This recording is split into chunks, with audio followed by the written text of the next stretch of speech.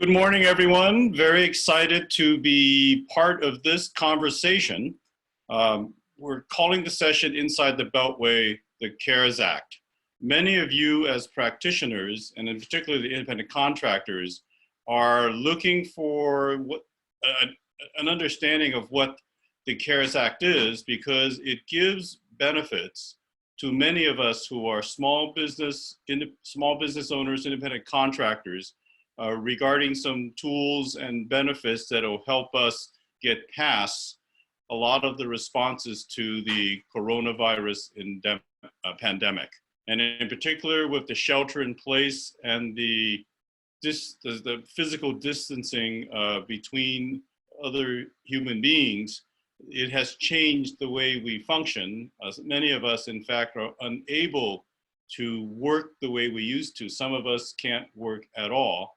And the CARES Act is a solution, or at least a step that the federal government has taken to assist all Americans, including those of us who are in the real estate and mortgage brokerage community. Today, we have actually a very, very illustrious group of individuals to share some insights, not only on a broad picture of how the CARES Act works, but really how it came into being.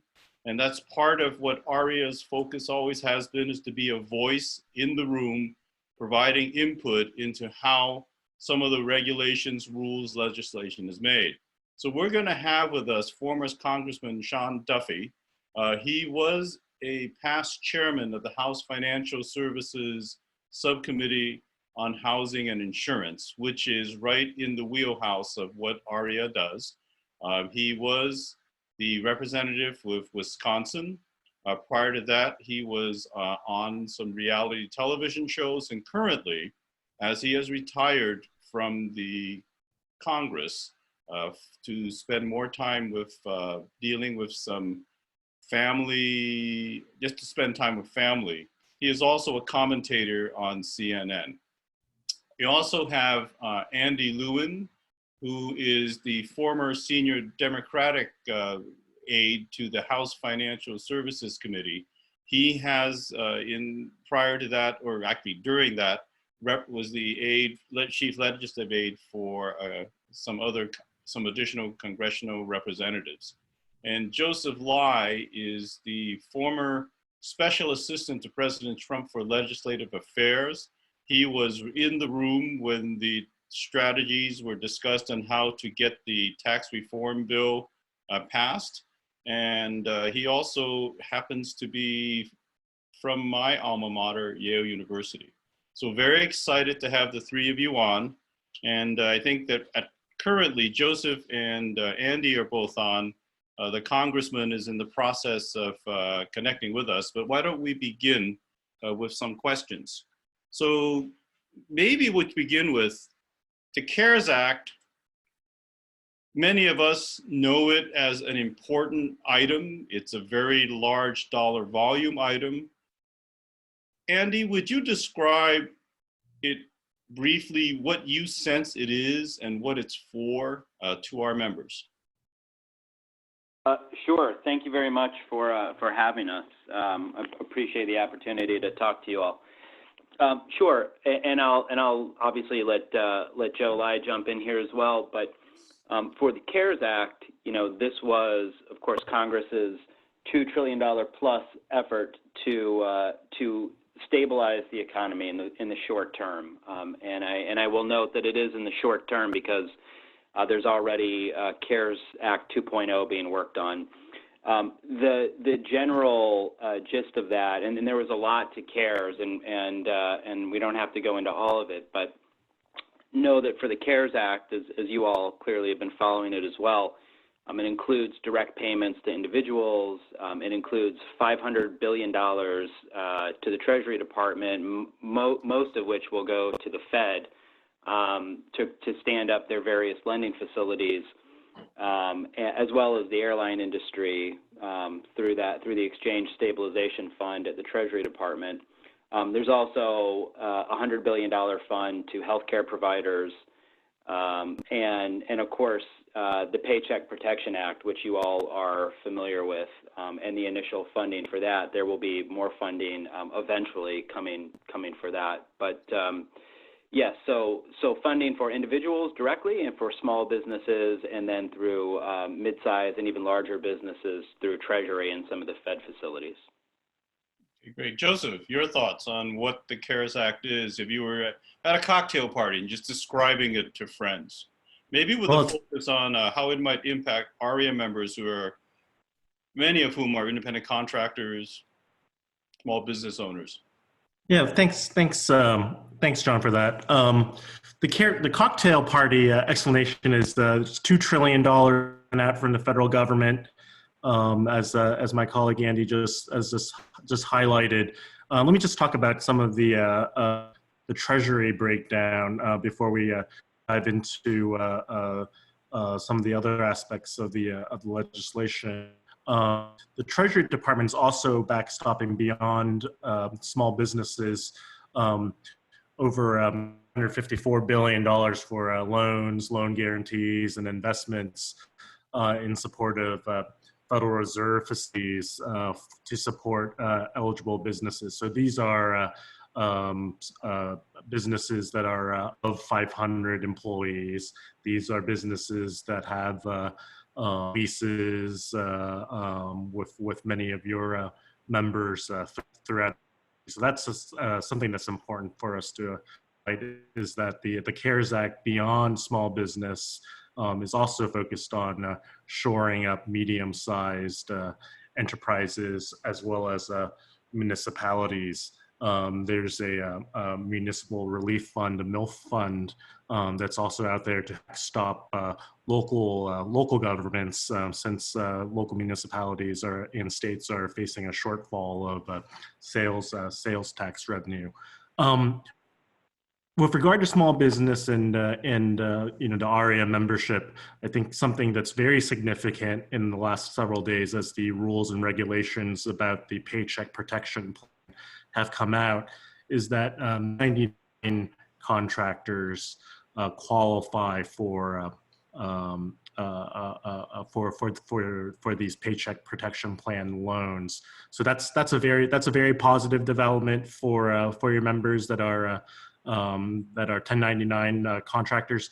One important caveat, though, is if you employ 1099 contractors, you won't be able to count those towards your payroll. So that's a very important clarification question that I'd want to let all of your membership know about, John.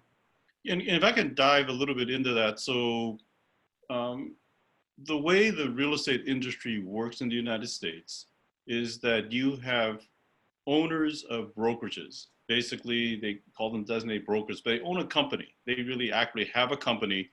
A lot of their sales force are independent contractor representative, individual agents who are licensed, but are independent contractors with the brokerage. But the brokerage also has clerical staff, administrative assistants, folks who may be transaction coordinators in the payroll, et cetera.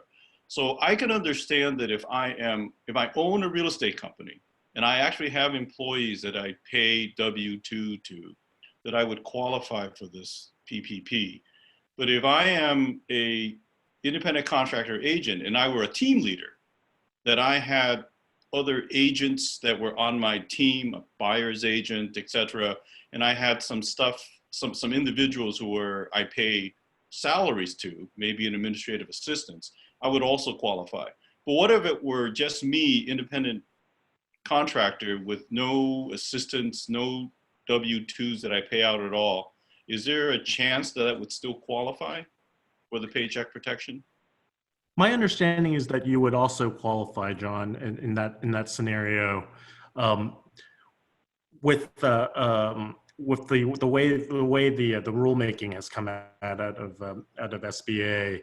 The way you would qualify is that you, as a sole proprietor, you'd be eligible for to count about 100,000 of your salary towards potential forgiveness.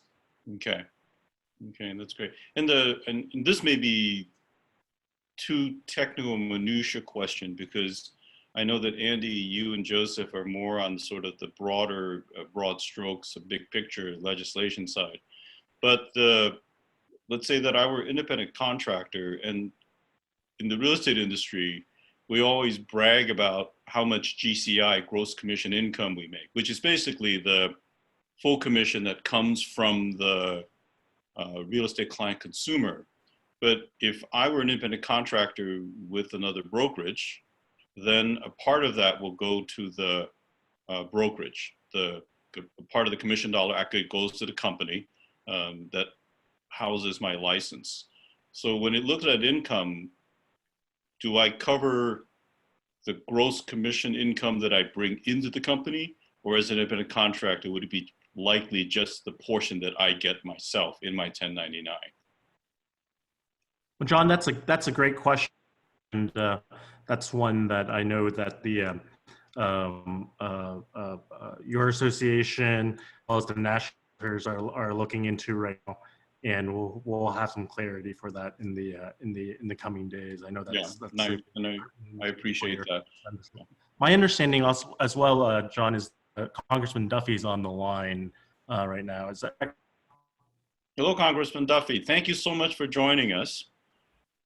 Hey, John, I'm coming to you via, it shows that I'm Andy Lewin here, but I must have signed in under his digit, so I apologize for that. Good to see you. That's fantastic. I think that that's something to kind of publicize, that the working together, regardless of party, is becoming a reality because of our response to the crisis. We're all becoming unified, so that's excellent. So Andy and Joseph have given us sort of their cocktail party description of what the CARES Act is. And they are both on more the in the weeds, getting stuff done, in some ways almost behind the scenes of making things happen on the legislative side. You have had experience as an elected official, which then looks at sort of a more macro picture in some ways. How would you describe what the CARES Act is in the layman's term to friends or family? Yeah, first I got to tell you, I'm in central northern Wisconsin right now, John. I have to imagine that all of you Californians have way better weather. It was snowing today in Wisconsin, so I hope you have nicer weather in California than we have in Wisconsin. So yeah, the back of a napkin, listen, in an economic crisis, what the federal government is doing, what the Congress is trying to do is in essence take a fire hose and drive as much money into the economy to help people weather this storm. And I think there's a viewpoint that if you can keep people employed, if you can keep that connection between employer and employee, if you can keep small businesses afloat who oftentimes can't go 60 days without any income, if we can drive money into their hands to allow them to sustain the national shutdown, our recovery is going to be that much stronger. And so, as these issues are debated, one of the problems that you have is am I sending money to people who need it, or am I, getting money to people who don't really need it? And what are the guardrails in regard to fraud, waste, and abuse? And because this happens so quickly, I don't think we have great guardrails. I think we're blasting money out. But in the end, if we can get out of this by early May, I think the option for a really strong recovery is substantial. If you let the economy break down without these dollars, I think the economic pain will last that much longer. And from the federal standpoint, when you don't have the economic activity, you don't have the tax revenue coming into the federal coffers. So this was quick. This was, again, a fire hose approach, getting as much money into as many hands that need it as possible to keep the economy on pause. So when we turn the corner, we can snap our fingers and get back right to the work of American business.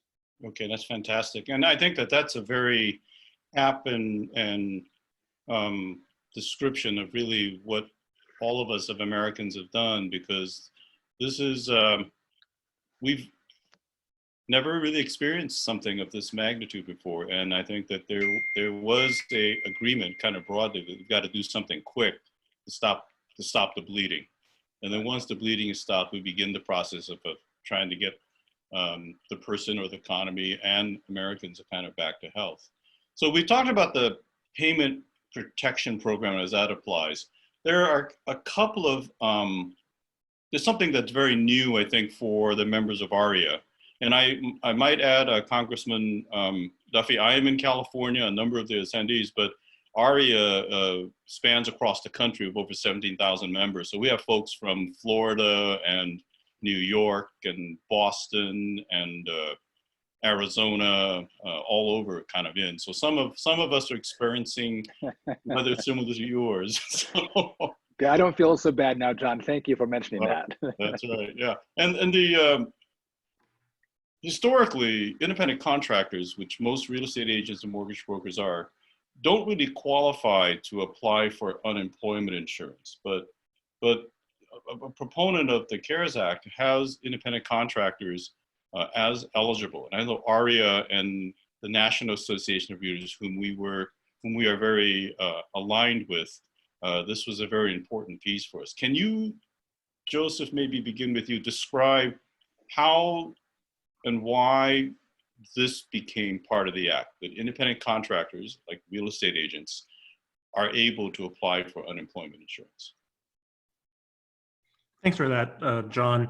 I think one of the reasons why, as you know, the traditional SBA loan process is an outdated process representing sort of a legacy 20th century approach to small businesses.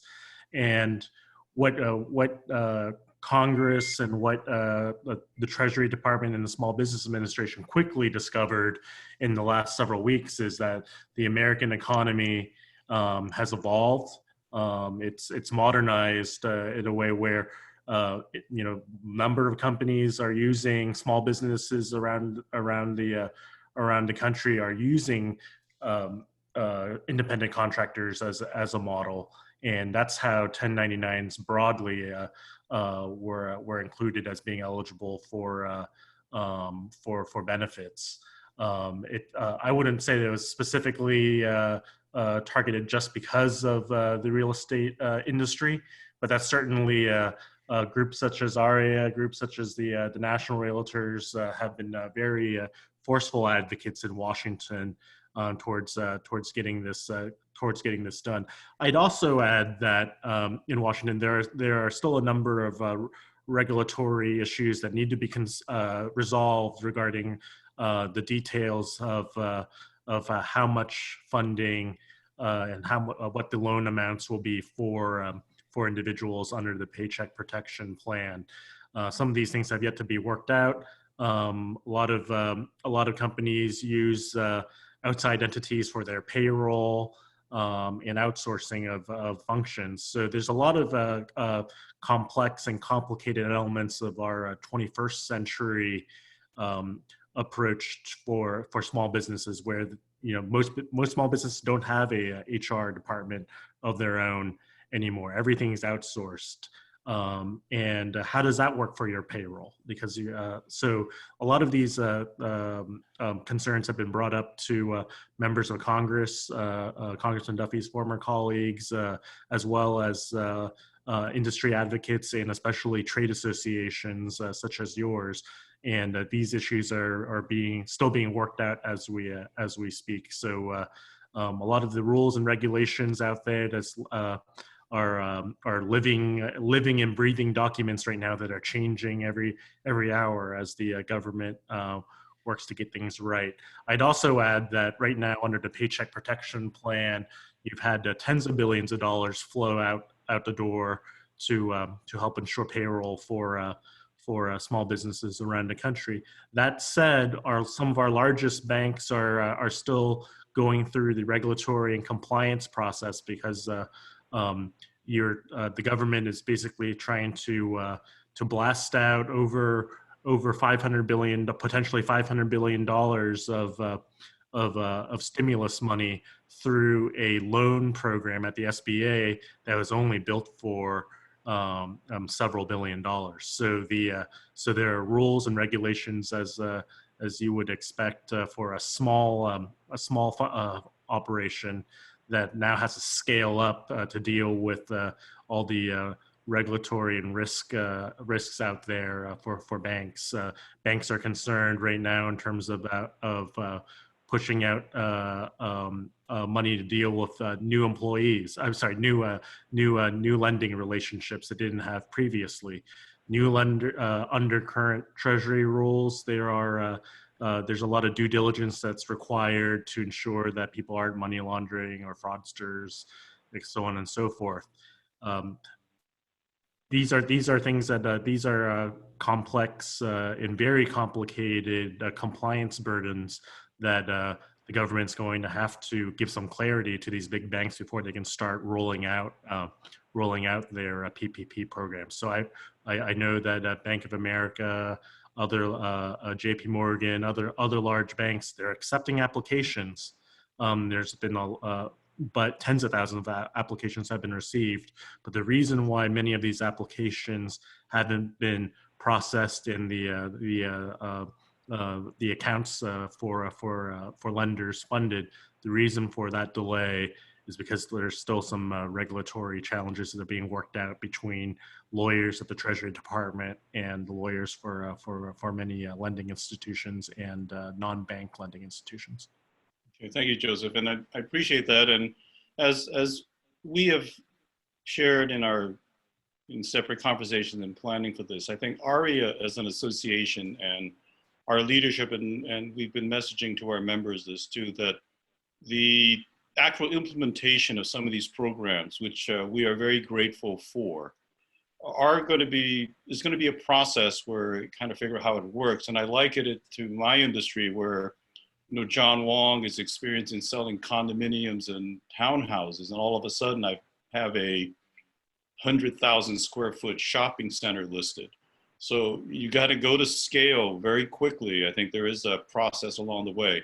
And maybe on that, let me kind of jump into a slightly different perspective on this. And I will add also that Shannon McGann, who is really kind of runs the policy side and the political side for the National Association of Realtors, I understand, is logged on. I got a little text from her. So I know that Congressman Duffy, you and Joseph both know Shannon very well. So we're excited that the relationship that AREAA has with the National Association of Realtors is more than just at conferences, but really on a day-to-day basis.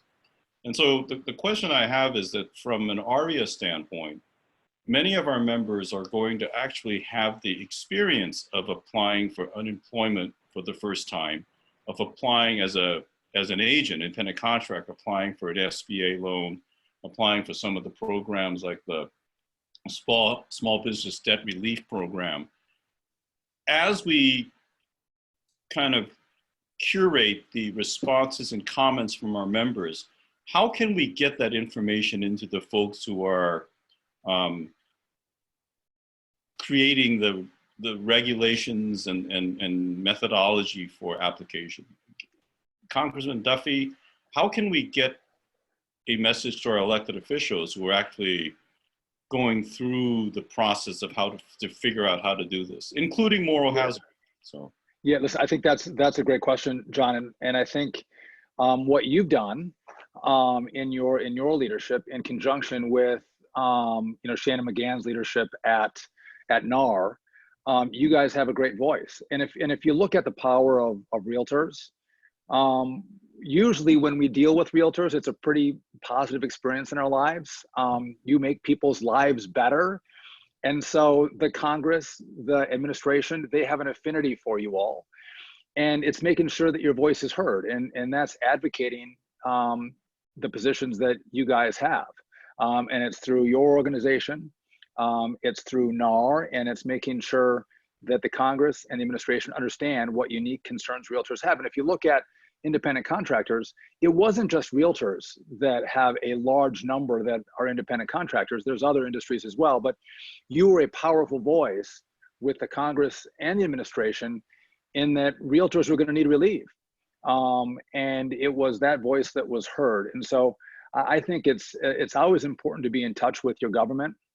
And that's why, again, your organization is so important. And I have to give Shannon McGann a shout out. We worked together on financial services. She was the staff director on the Republican side, and did a fantastic job, and knows all the players, knows all the members, knows all the senators, knows the president very well. She oftentimes gets shout outs from him, but it's not sitting back, John. We can never sit back and think that people understand the problems that exist in my region or in my industry, because unless you let your voice be heard, they'll never know. And so you can never, my motto is, you can never complain if you haven't told me what your issues are, right? Don't complain, tell people, and help them guide policies that will make your industry rebound very quickly when this thing is over. And again, we saw in 2008, and I'll be quiet in a second, but in 2008, there was probably a lot of realtors that you all knew that aren't in the business anymore. They went somewhere else. So many folks went out of business, and they had to go find income elsewhere. We don't want that to be the story of 2020, the story that we had in 2009 and 2010 and 2011.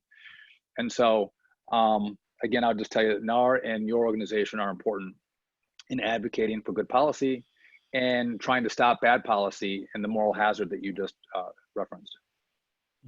Well, very grateful. And we as an association, I personally am very grateful that you're spending some time with us to give a perspective from the very highest level. Andy, you and Joseph are both tasked with making stuff happen. And you know, whether it's a different perspective, a different organization, a different industry, a different political party's perspective, of a different segment of Americans kind of having to kind of include their perspective in the discussions of both making the legislation and then implementing the legislation ultimately. So Andy, what are your thoughts on the most effective ways that an organization like the Asian Real Estate Association of America can have on bringing into the discussion the perspectives of our members and the clients whom they serve? Yeah, thank you, John. It's a great question, and I think that one of the real strengths of the realtors, including you all and your state associations and, of course, the national realtors, is really the power of the grassroots, and the fact that you all are in your communities. As Sean said a minute ago, you all are well known, you're well liked, you're well respected, and you're listened to. And I think amongst grassroots constituencies with the most influence and the strongest voices, you know, realtors, independent community bankers, and credit unions all come to mind. So what you all are doing right now is part of engaging in the process, and I think it's smart that you're doing so. I think that staying in touch directly with state and federal legislators and staff that you all know, and then working up through your trades is effective, and that collective voice has an influence. Thank you. I'm going to actually use this discussion, this conversation, as bringing up a subject. It's just sort of an example of things that are of concern to our members. We've had discussion regarding the CARES Act, and we recognize that it takes into account the business characteristics of our members and kind of, you know, with the applicability to the employment, et cetera. But something else that's happening with our clients, and oftentimes with our members who are also investment property owners, is that there's a clear understanding of required abatements in collection of rents, that during this time of crises that individuals don't evict just because of something catastrophic like this impacting a tenant's ability to pay rent. And there's some forbearance on mortgage payments that are available. But the reality is individuals who own rental properties have many other expenses in addition to the mortgage side. And while the heart is there in wanting to support the folks who live in their buildings, the tenants, is there anything in the CARES package that would assist a landlord in helping to survive through this process? And if not yet, is there something maybe in the offing where it could? And how can AREAA and NAR be a voice for that segment, not just our members, but the clients whom they serve? Any one of you, feel free to just chime in on that. I think, Sean, you might be the best equipped for that. Well, listen, it goes back to making sure you're advocating as a matter of public policy. To your point, John, we look to the individual and say, well, I've got people who are renters, or all, to a different extent, people who have a mortgage and they've lost their job and they can't pay, and so we want to offer them some kind of relief during the crisis. To your point, though, you have a landlord who is required to make their payments to the bank, and Joe, I'm not sure that there is relief, and maybe Shannon knows the answer to this. I'm not sure that there is relief for landlords in the care package or not. But it goes to your point of moral hazard. In addition, if I look at offering too much incentive, and frankly, renters can figure this out if this goes on for any length of time, and those with mortgages will figure this out, you'll be held harmless for not paying.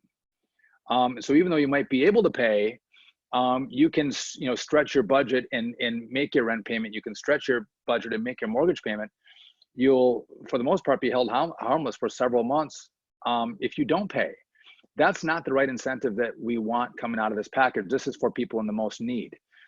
We don't want people to use a system in place for those who've lost their jobs, use it to not pay their bills when they actually have the ability to pay.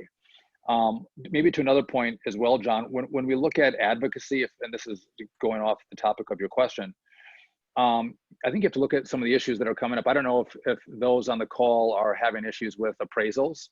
I know I have a cabin and I have a house, and I'm refinancing both of them. For one, I can get an appraisal, but for the other one, rural America, it's hard. We don't have a lot of appraisers anyway.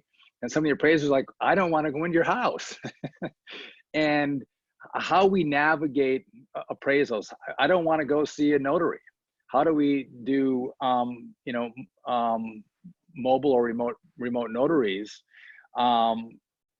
in this time of crisis? And maybe to another point, when you have, if you follow the Congress, Andy and I get along well. We're a Republican and a Democrat, and we're pretty common sense guys. We might disagree around the edges, but it's hard to get legislation to move. What you're seeing right now in this time is legislation is moving. And so you all, and in conjunction with the national realtors, have tried to advocate to get some legislation that you've been working on for years into this must-pass legislation, like the remote, I don't know if I'm using the right term, the remote notary option. There's a bill in the House and the Senate. If we can get that included, small steps like that can make the business of real estate transactions easier, especially at a time when people don't want to see each other, can be really helpful. And it comes through advocacy. As I think Andy said this, talking to your legislators, your senators, and working the administration and the Hill through your organizations that make them understand how important this is to keep the business of real estate transactions alive and well. Yeah. I'd also add that as we've seen, and as I highlighted earlier, in terms of the all the regulatory legal issues that need to be cleared up, even with this most recent CARES Act that just passed in Congress, that when Congress works very quickly, it's a very good thing. At the same time, when Congress works quickly, it doesn't work very well in terms of the quality of the details of legislation.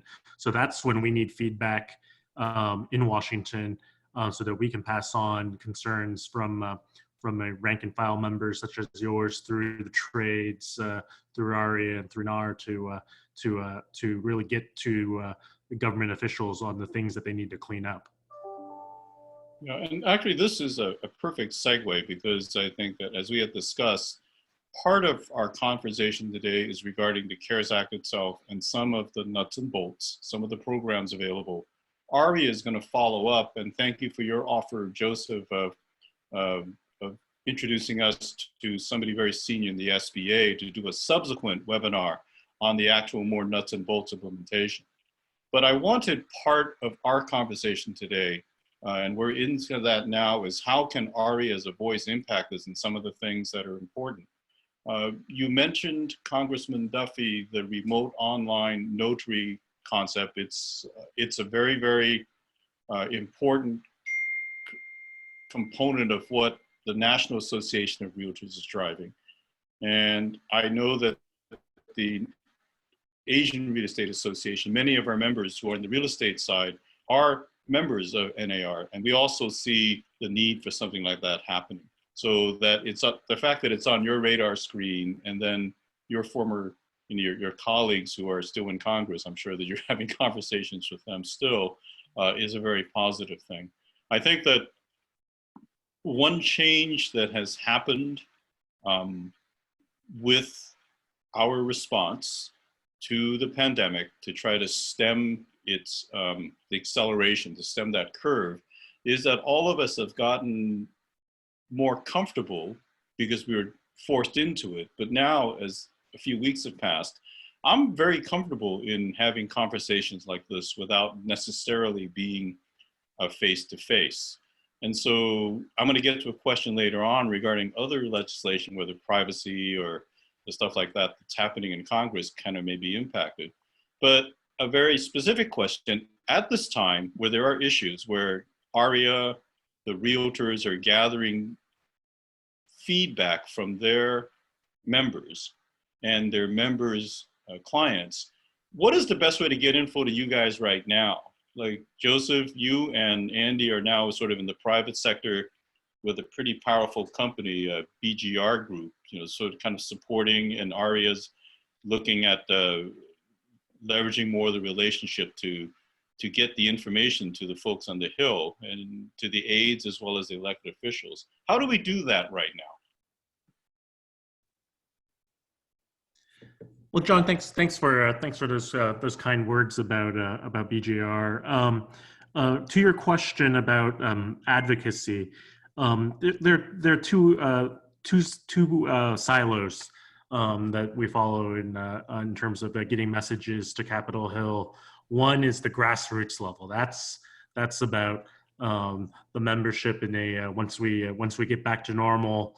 Having a fly-ins where you come to Washington and you meet with your local representative and your senator, and you get a face-to-face and an eyeball-to-eyeball physical meeting. I think there will continue to be tremendous value in face-to-face meetings in the political realm, and that you develop a intimate relationship that way, where your member of Congress knows where you live. When you talk about the street, the intersections where your house is located, they know where that is. That intimacy, that's a connection where they'll want to be helpful to their local neighbors. A second silo is the Washington lobbyist silo, where perhaps there's a complex regulatory legal issue that AREAA cares about, and through your many working groups, and your working group would perhaps put together a white paper with some concerns on a specific issue, and you get those to advocates such as myself or Shannon at the national level, and we would go talk to members of Congress directly, leveraging the fact that these members of Congress know that we represent somebody that they had met with last year or last month or last week face to face. Okay, that's great. Sort of a jumping off on that, Joseph and Andy and Congressman Duffy, what about the district offices? Now that many of us and stuff are home, there is a little more time that used to be taken up with travel time on planes, heading back to DC. But would you sense that the district office staff and the elected officials might be open to a conversation like we're having, so that our, let's say the Orange County chapter would reach out to the elected official kind of in that area in sort of a conversation like this online. How open do you believe the district offices would be to that? And are they geared up, since many are sheltered in place, to do something like that? Yeah, this is Congressman Duffy, John. I'll take that. Absolutely. What you find right now is members of Congress are going stir crazy. They've been in their homes, rarely going to their district offices, just like all of you. When some of them are going to school with their sixth graders and doing sixth grade math, and they're going through the stress that everyone else is going through. And there's a real concern about how am I touching the people in my community to hear what their concerns are. And so I think, frankly, there's no better time than right now, where members of Congress have more time than they normally have, to get on a call like this. And oftentimes these meetings are expected usually to be in person. Let's go have a cup of coffee, or let's go to your district office, or maybe I'll come to your office, John. Well, when you do them via Zoom or Microsoft Meeting or whatever your platform is, they're really easy to knock out in your house, and a great way for members to hear what your concerns are. So I would say this is probably the most opportune time you would have to reach out and have your concerns be heard. And just maybe one other point on your last comment. You guys are in the business of relationships and trust. And people sign up with you, whether it's to sell their property or if they're going to buy through you, because they trust you and they think you're great. Congress is no different. It's interpersonal relationships that matter when issues come up. It's like, oh, I know John, and if John's not going to steer me wrong. If John's telling me this is an issue, or one of your members in Boston reaching out to a member, if they're telling me this is an issue, they'll take it seriously because they have a trust and a relationship and even a friendship with you. And if you don't have one, now is a great time. You could build those where members are more willing than ever to hear your feedback. And maybe to one last point, John, I don't mind these, but I'd rather sit down and have a cup of coffee with you with your beautiful stove. Maybe we'll flick that bad boy on, and I enjoy that. And I think a lot of people, when this is over, are going to be like, let's get together and have a glass of wine or a cup of coffee, because as humans, we do like that interpersonal connection and relationship, though we are more comfortable with these kind of formats. Yeah, and I'm just comment on that, Congressman Duffy, and to everyone else sort of on this call. I agree 100% regarding the importance of the face-to-face, that in some ways you can sort of read the emotions and sense better. But I sense that oftentimes first meetings are just a meet and greet. You get to know each other. I'm finding that meetings like this allow that first early just sort of dance to get to know each other to already happen. So by the time we're actually meeting, we can get fairly quickly onto the substance and very efficiently sort of have a discussion. So I'm kind of excited about this process. John, can I jump in there one more time? So for your members who might not have a relationship with their member of Congress, they might go, well, how do I do that? What's my strategy to actually reach out to their office? All you have to do is call their district office, tell them who you are, and say you'd like to speak to one of their staffers or the member of Congress themselves on a format like this, or on the phone, to tell them what you're seeing in your own marketplace that is in the area in which they represent. And so you don't have to have a personal contact. Just go online, pull up their number, give them a call, and the ball will start to roll with that district staff. And more than likely, you'll get a call with that member, or a Zoom conversation like this. So you don't have to have a pre-existing relationship to reach out and make that contact with the district office to start building that relationship. You can do it today, or you can do it Monday. That's how you do it. That's great. Well, that's appreciated. And we'll say that we have a relationship with Congressman Duffy, who was a colleague of yours, and he recommended this because realtors always leverage relationships that they other people they know. I have a question Yes, I have a question from one of our attendees, one of our members. And Henry Chan asked the questions, do landlords still need to send out 3-day pay or quit notices to tenants during this pandemic? And that's a very specific question, and it may vary from state to state regarding regs. But are any of you comfortable with responding to that? I think that this is Joe. I think that's a question that requires a precise answer, and it's a sensitive topic. So I think that we may need to get back to you in writing, John, so that you have the best information and intelligence. Sure, I appreciate that, and I'll tackle it. And again, recognize that everyone on the call that I am not an attorney, but the variations in response to whether you need to send out a 3-day notice to quit will vary from not just state to state, from local municipality to local municipality. I know San Francisco pretty much right now almost has a restriction on eviction in general. I know that specifically some federal guidance is that if you're on some sort of program where there's some forbearance in rent, you cannot evict anyone for non-payment of rent during this time. But I know that in some areas, and San Francisco being one of them, the implementation is actually tighter than that. And so I know that in Santa Clara County, there was just south of San Francisco near Silicon Valley, there was a local bill regarding not just prohibition against evictions, but the prohibition of collecting rent, and was supposed to be backdated, retroactive to April 1st, that if you had collected a rent check for that part, that and I don't actually know if the bill passed, it just was heard at the local council a few days ago, that you would have to return the check. So I think that this speaks to kind of in general what we've talked about, that there was an emergency response because it was a true emergency regarding this particular pandemic. And the challenge is, how do you balance it so that you're really doing, putting protections for those who most need it, but within a way that still does not bankrupt the community or country, which might lead to. John, Joe, I appreciate your point there, and I just wanted to flag that it's not with the themes that you just touched on are not just unique to the real estate industry.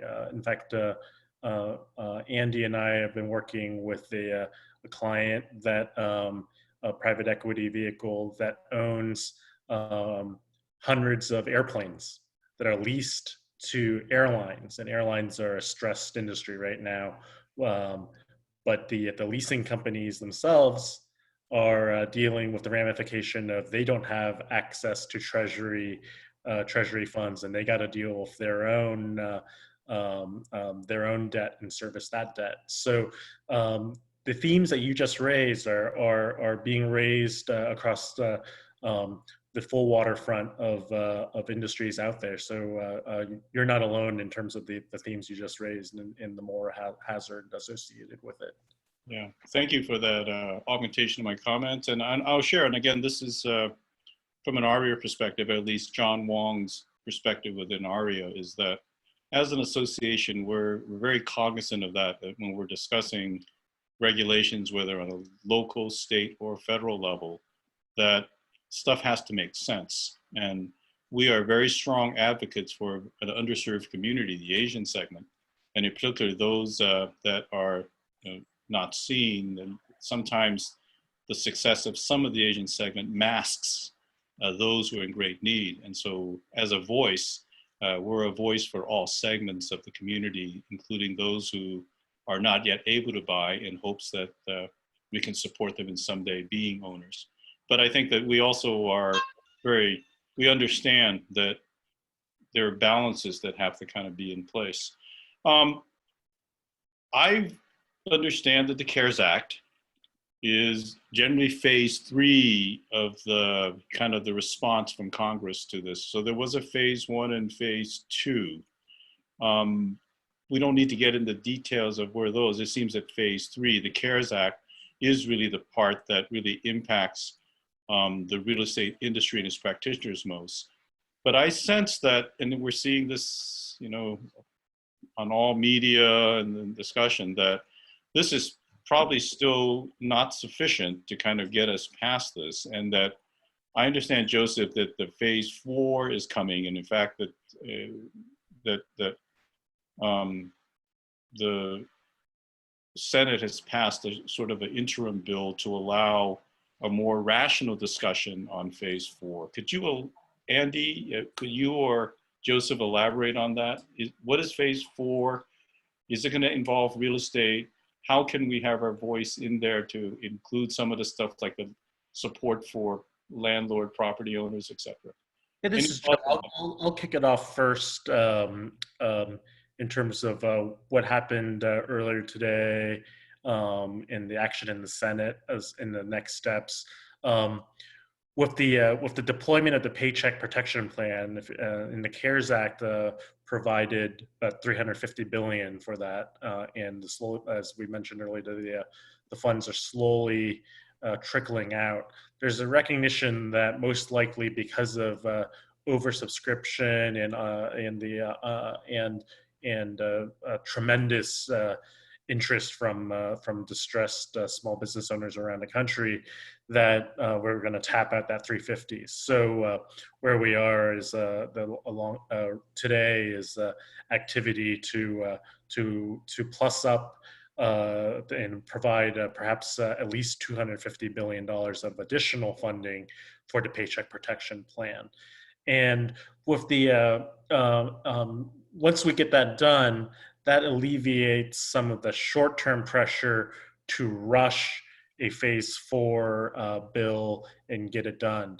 And I think that's actually a good thing in my view. And my colleague Andy may have some disagreements with me on that. The reason why I say it's a good thing is it's going to provide us in Washington breathing room to work with stakeholders and grassroots organizations such as AREAA and other real estate oriented groups in throughout the country to get the feedback in on what you need to get fixed. What are the what's your checklist of things that you require from Congress in order to get America back to work and functioning as we did just a month and a half ago.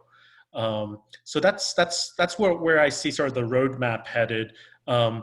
I think Congressman Duffy can sort of address what he thinks about more legislation, if that's going to mean if there's a possibility of reforms or changes to Fannie and Freddie, and certainly I think Andy can address sort of what needs to be done in order to get the consensus between Senate Republicans, House Democrats led by Speaker Pelosi, as well as the Trump White House, in order to get a big and bold and effective phase 4 bill done before July 4th. And Andy, would you comment also on this topic? Sure, I'm happy to. No, and I agree with Joe. More aid is needed sooner rather than later to small businesses. I think from Democrats' perspective, they agree with that as well. But they are also now trying to push for more immediate aid directly to hospitals and providers, and also to states and municipalities in this kind of interim package, a stimulus 3.5, if you will, or a CARES Act 2.5. Or 1.5. I get lost now with all of the stimulus bills that are getting passed. I think the nice thing about this moment, even though there is still partisan bickering and both sides still have their priorities, I think it's important to step back for just a minute and look at the broader context of all this. 10 years ago, 11 years ago, when the stimulus bill passed in February of 2009, it passed on a completely partisan basis, and that is not where we are right now.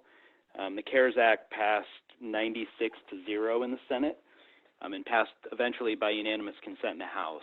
And so I think, both sides right now are jockeying to get their priorities in whatever the next vehicle is. But I think both parties actually support really all of the broad goals of sending more aid to the states, to providers, to small businesses, and to individuals. So I think we should keep some perspective on that, because where we are right now is actually a healthier place than I think where we have been in the past. Yeah, and this is Congressman Duffy. I would echo what Andy just mentioned.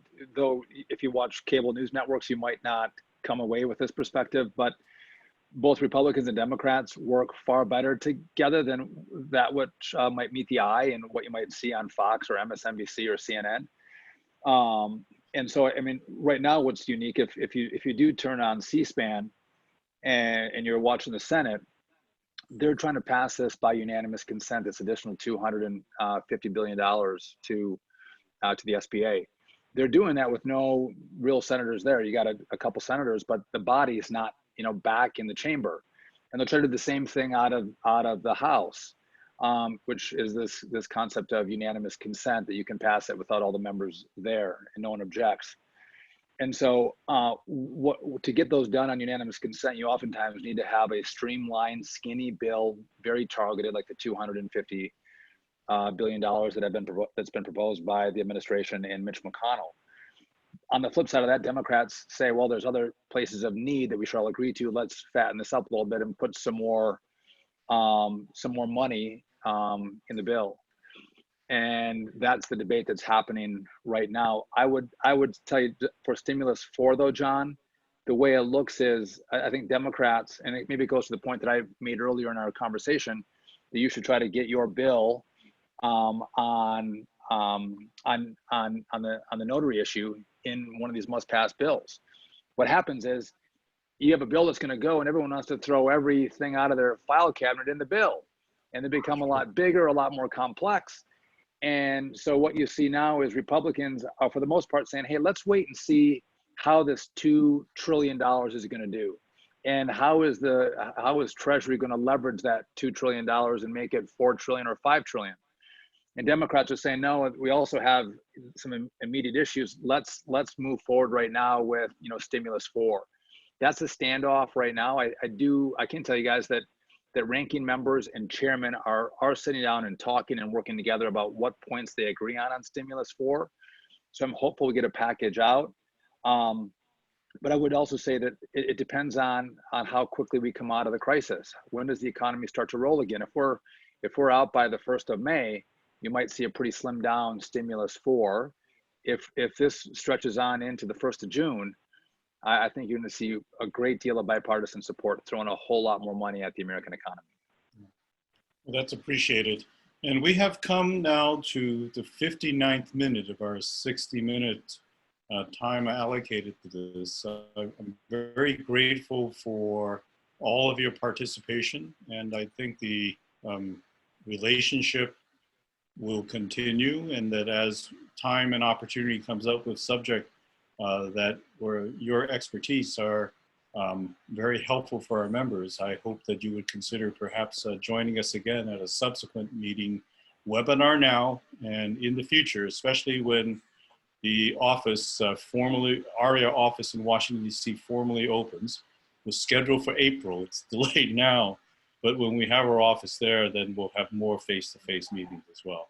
So on behalf of all of our attendees, the entire association, and me personally, thank you, Congressman Duffy, Mr. Lewin, and Mr. Lai for joining us today. Thank you. Thank you so much, John. Thank you.